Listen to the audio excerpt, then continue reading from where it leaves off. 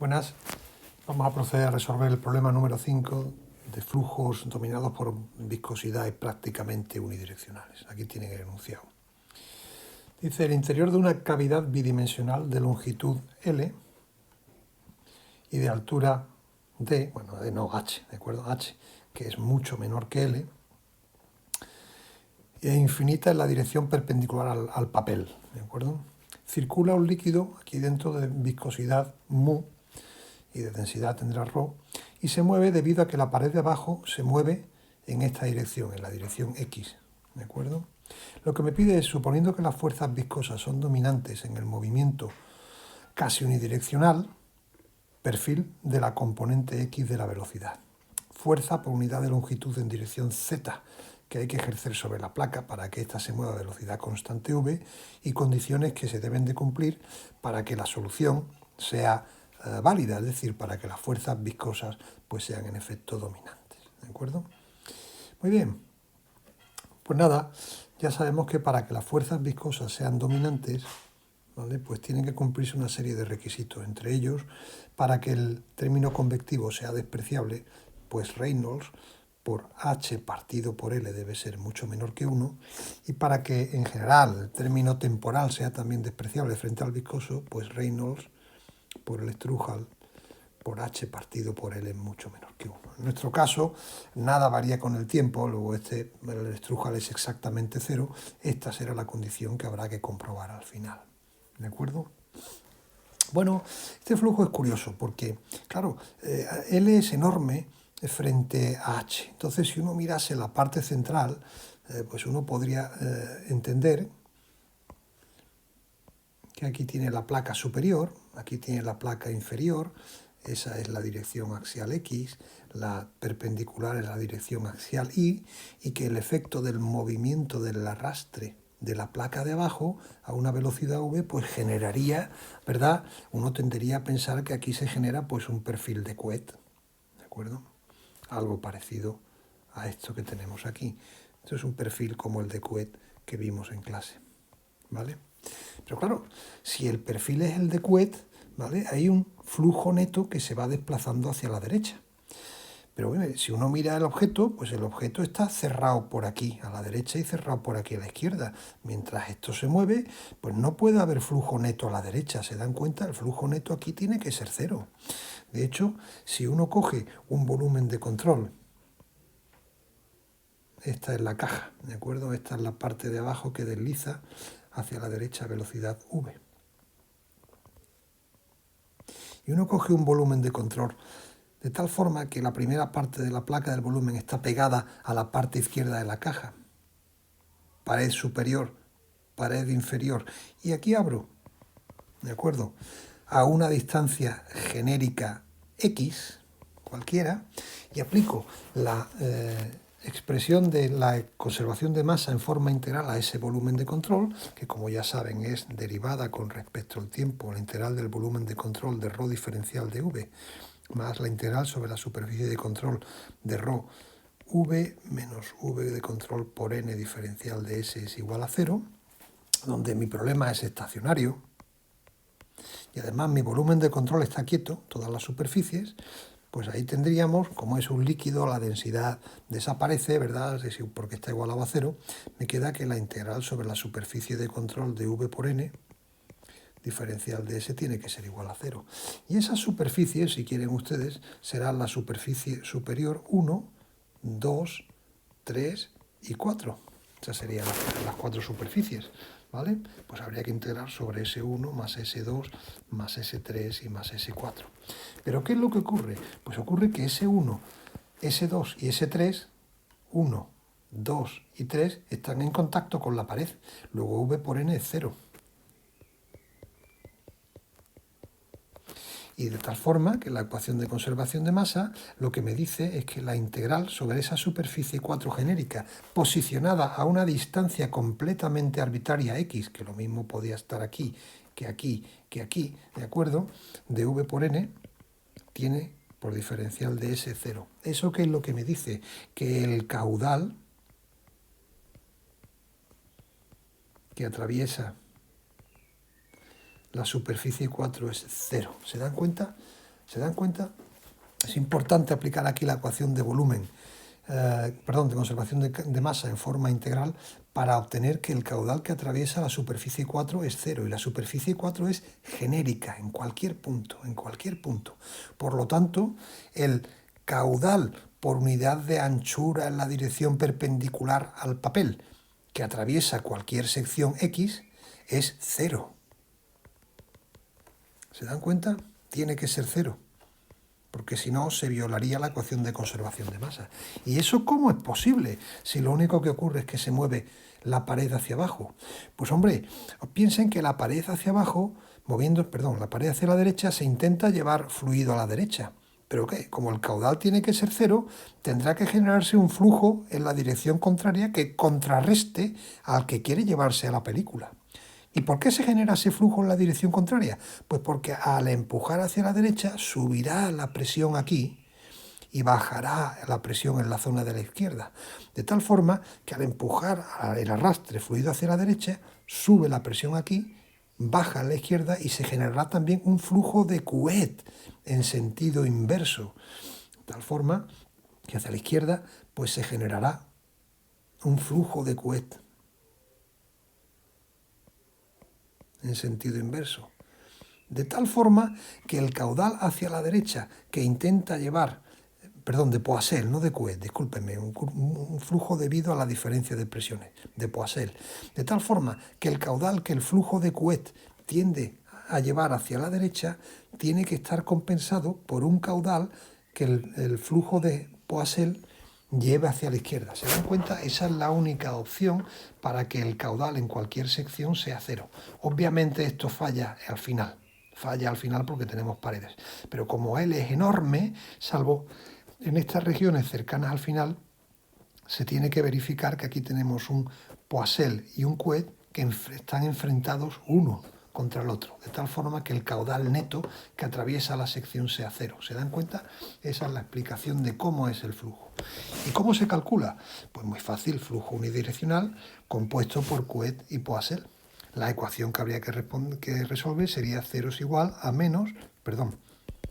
a P sub L, el gradiente de presión, que no tengo ni idea de cuánto vale, más mu por la derivada segunda de U con respecto de I al cuadrado. Esa es la ecuación genérica.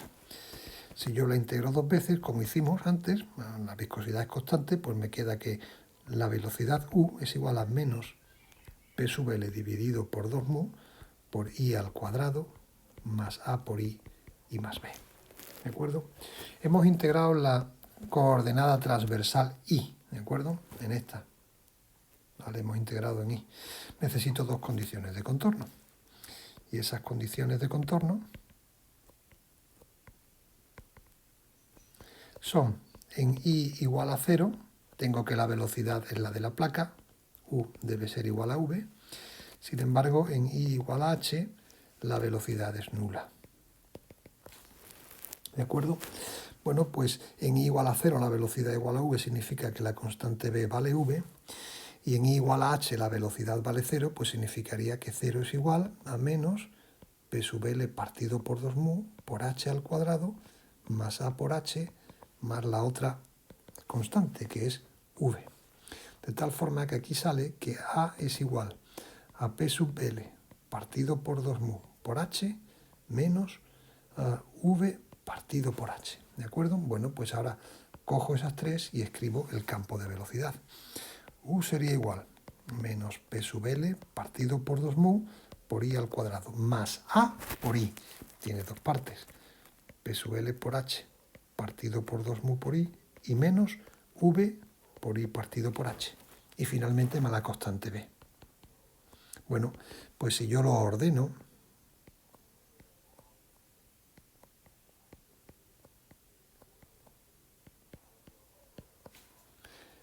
la constante B, por cierto, sube.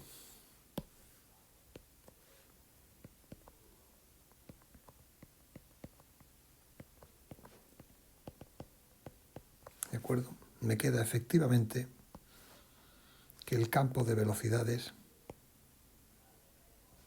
está compuesto de dos partes. Un flujo de Couette hacia la derecha y un flujo de Poiseuille, que tiene que fluir hacia la izquierda para que el caudal sea cero. Observen que yo desconozco el gradiente de presión en esta expresión, ¿vale? Precisamente la condición de que el caudal neto tiene que ser nulo me va a permitir obtener el gradiente y resolver ya todo el problema, ¿de acuerdo? O sea que aquí la parte más fundamental es darse cuenta de que como está cerrado, el flujo neto en dirección axial tiene que ser cero. Ante la duda, uno puede ejecutar la ecuación de conservación de masa en forma integral a un volumen cuya longitud axial es arbitrario, ¿se dan cuenta?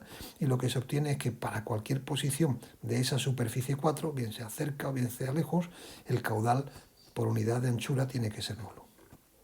Pues vamos a ejecutarlo.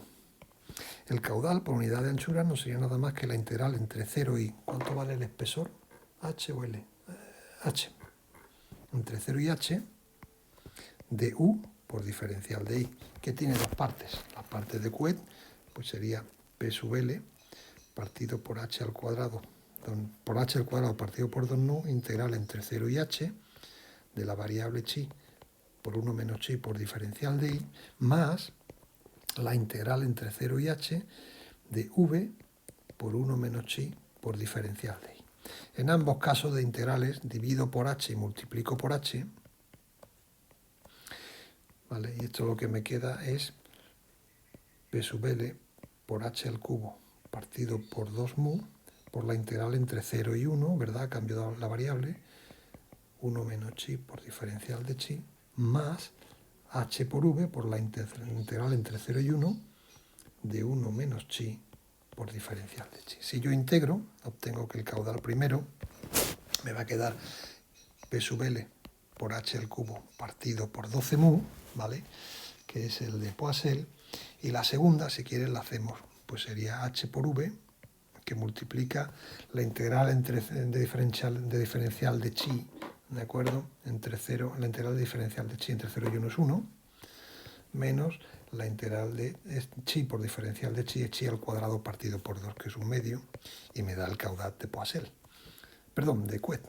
Luego Q se escribe como P sub L por h al cubo partido por 12 mu, el caudal de Poiseuille, más V por h partido por 2, el caudal de Couette. Y eso tiene que ser igual a 0. Y eso me permite, por lo tanto, obtener cuánto vale el gradiente de presión. Pues P sub L sería igual a menos... perdón, porque estoy pintando en verde. Sería igual a menos V por h partido por 2, vaya, P sub L, eso es, igual a menos V por h partido por 2 por 12 mu partido por h al cubo, ¿de acuerdo? Es decir, menos 6 mu por V partido por h al cuadrado. Pues ya tengo el gradiente de presión.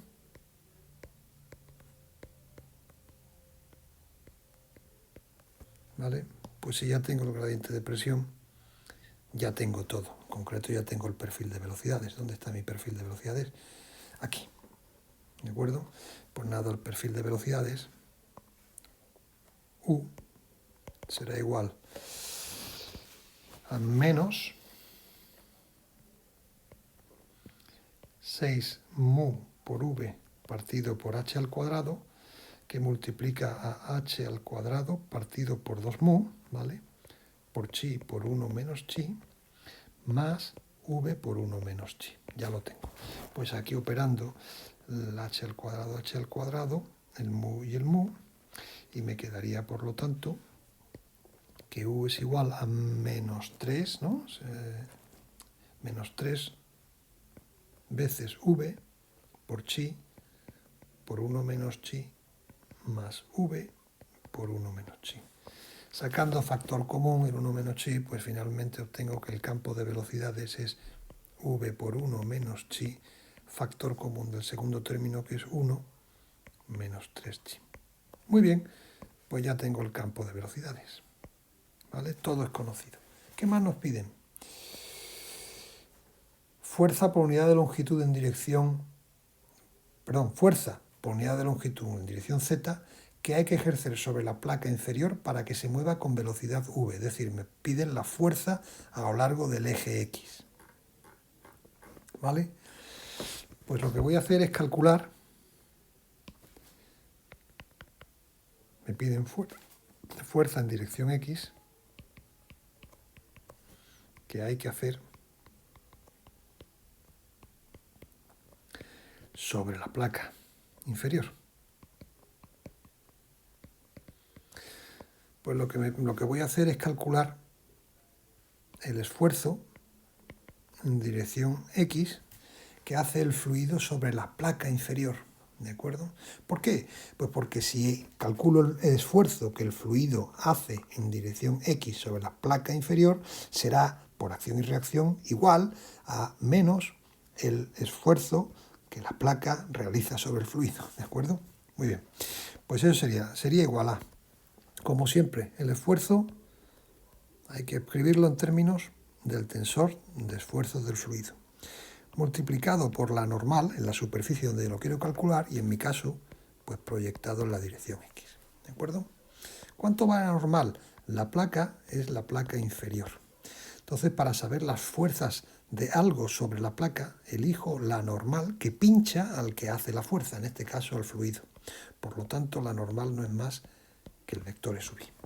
¿De acuerdo? Eso me permite escribir que el esfuerzo en dirección X será igual a E sub X por el tensor de esfuerzos, que es menos la presión en dirección Y más tau prima por E sub I. ¿De acuerdo? Muy bien, si sigo desarrollándolo, el esfuerzo será igual. Primer término me queda menos la presión E sub X por E sub I y el segundo me quedaría más E sub X por tau prima por E sub I. Obviamente E sub X y E sub I son ortonormales, su producto escalar es nulo. La presión nunca ejerce esfuerzo tangencial, siempre es en dirección normal, ¿de acuerdo? De tal forma que el esfuerzo que estoy pidiendo, que estoy buscando es el tau prima sub X. ¿Sí? La forma genérica en coordenadas cartesianas es la viscosidad derivada de velocidad en dirección X con respecto de Y más la derivada de velocidad en dirección Y con respecto de X. En nuestro caso, el flujo es unidireccional, no hay velocidad en dirección Y o dirección transversal, este término es nulo, y esta velocidad es la que hemos llamado U. Pues esto no será nada más que la derivada de U con respecto de Y. Podemos calcularlo, ¿no? Ya que la derivada de U con respecto de Y no es más que la derivada de U con respecto de chi por la derivada de chi con respecto de Y, ¿de acuerdo? Donde chi es igual a I partido por H.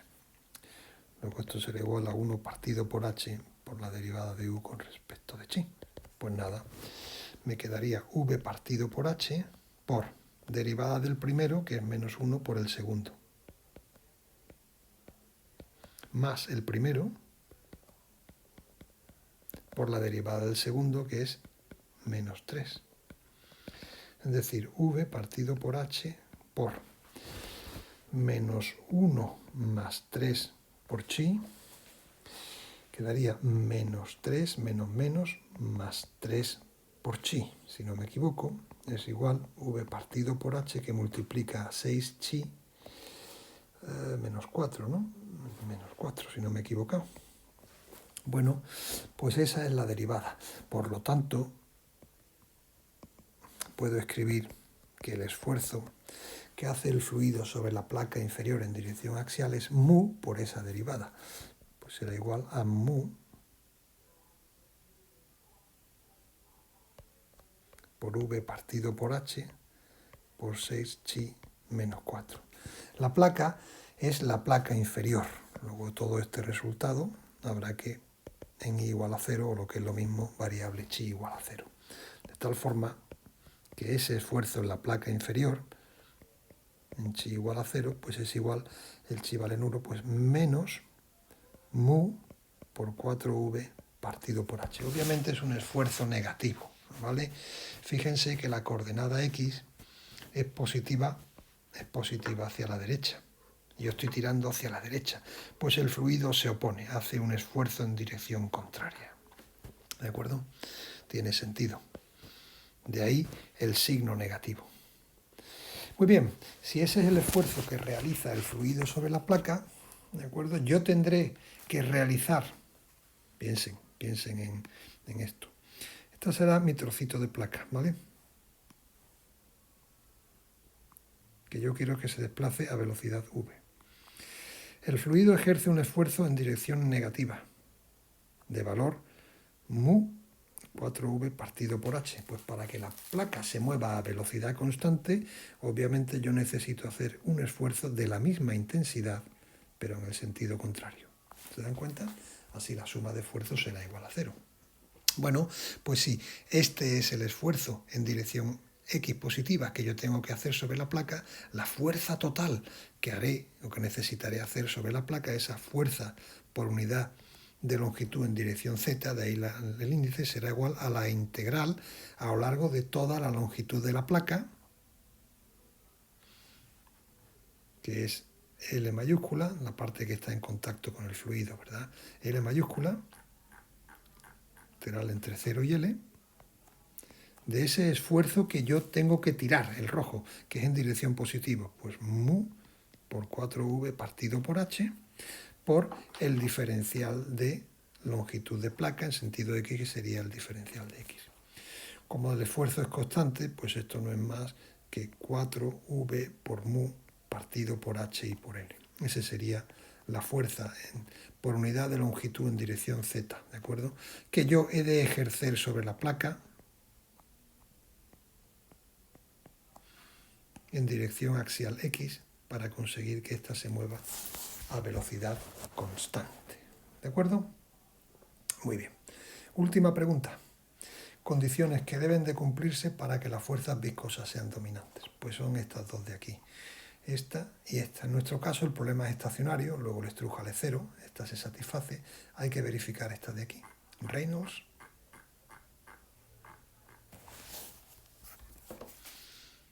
Para que la solución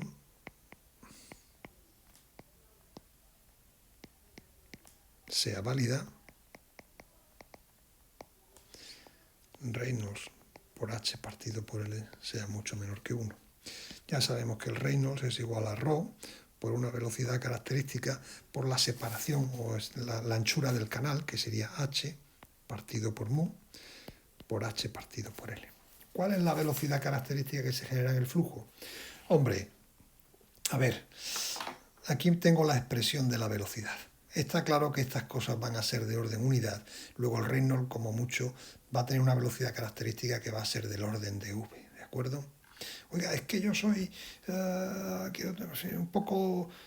quiero ser más exacto y quiero calcular el máximo de la velocidad. Bueno, pues si quieren hacerlos, calculan ustedes el máximo de esta función, ¿de acuerdo? Y lo multiplican por v, pero va a ser una cantidad de orden unidad seguro, ¿de acuerdo? De orden unidad seguro. Eso implica que el Reynolds lo puedo escribir de forma aproximada como ρ por la velocidad a la que se desplaza la placa por h partido por mu. Y por h partido por L, esa sería la cantidad. Pues para que tenga sentido, esta cantidad tiene que ser mucho menor que la unidad. ¿De acuerdo? Comprueben si quieren, ¿vale? Que haciendo el máximo de esta función, pues tampoco sale mucho más. ¿De acuerdo? Debe salir como mucho un factor de 2 o algo así, que eso no afecta a la desigualdad, ¿vale? Muy bien, pues con esto terminamos el problema número 5 de flujos unidireccionales.